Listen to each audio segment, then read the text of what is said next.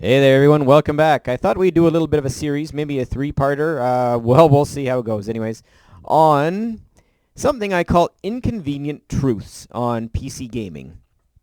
Specifically, the hardware side of it we're going to focus on. And so many times you see on YouTube a lot of people attempting to mislead you or not give you the whole truth. A lot of unknowns around PC gaming as a whole. And I think that is the downfall of PC gaming versus console gaming. Now, we all know there's a lot of benefits. You can upgrade your rig. You can get a much better piece of equipment to run a game. You know, we're not disputing that. But if I've got a locked box, essentially a closed box rather, an Xbox One or a PS4, and I go out and buy a game for one of those machines, I know it runs on it.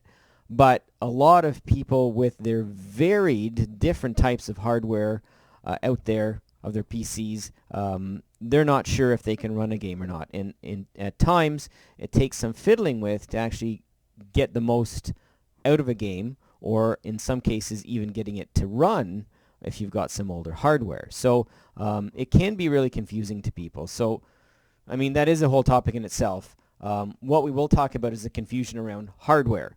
So what we're going to do is look at the age-old myth of I can build it cheaper myself. And this actually comes back historically. I've been around long enough. This comes back from the 90s when you could actually build something with the parts cheaper than you could buy it. That does not exist today, at least in most cases. So we'll have a look at a few different examples of this. So I'll shut up. We'll get right into it. We're going to look at a very entry-level box here, this Dell Inspiron i3-647 2309BK, and it's based out of an i3-4150 with 4 gig memory and 1 terabyte hard drive. So let's just take a quick look at this, and we'll see if we can recreate something with parts that we buy over the shelf.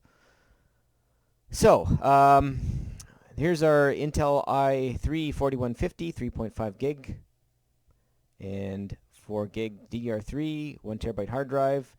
It's got a DVD-ROM, and we're using, of course, no discrete graphics card. We've just used the integrated Intel HD 4400, and we've got a wireless attached to it here, and yeah, so that's it. As you can see by the size, it's quite small. So let's go over to our part picker here, and here's our 4150 3.5, and for it we've chosen the Asus motherboard here based on the 85M, B85M, and we've got a crucial 4 gig DDR3 1600 memory. And what I should mention here too is I'm going to pick the cheapest pieces that are not junk. So I'm going to be going as cheap as possible on this to try and create something as close to our cost on this guy here. So anyways, getting back to it, we've got a Seagate Barracuda, 1 terabyte hard drive. That's a nice drive. This case here I picked because it seems to be the smallest. You actually don't, this is in metric, but it's a little bit bigger than this one. It is bigger, but it's quite small. It's probably about the same height as an Xbox 360, and the width of maybe 1.5 or 2 of them, and a little deeper than one. So it is quite small. Actually, I picked this case for our A4 build. So, anywho, here's our DVD-ROM.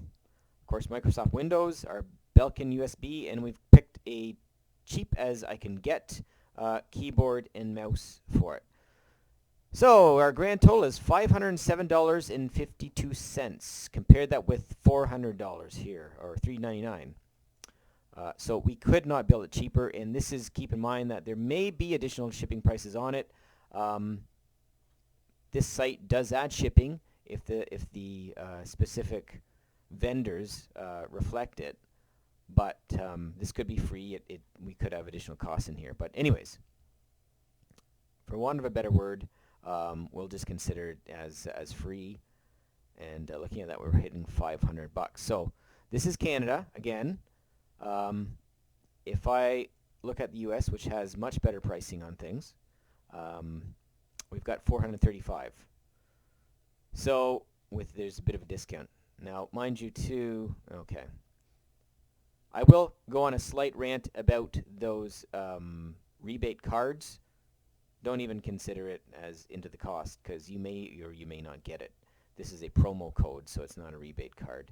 But anyway, so yeah, $435.86. So there's our first example, and we cannot build it cheaper. So you'd be better off to get this if you're looking at this kind of an entry-level machine. And keep in mind, too, that this does have one bay in it, I believe, that you can add at least something like a 750 Ti, because that is a card that does not require any additional inputs for power. So anyways, thanks. We'll do 2 more builds after this, and we'll have a little bit of a wrap-up afterwards. So thanks for watching, and on to the next one.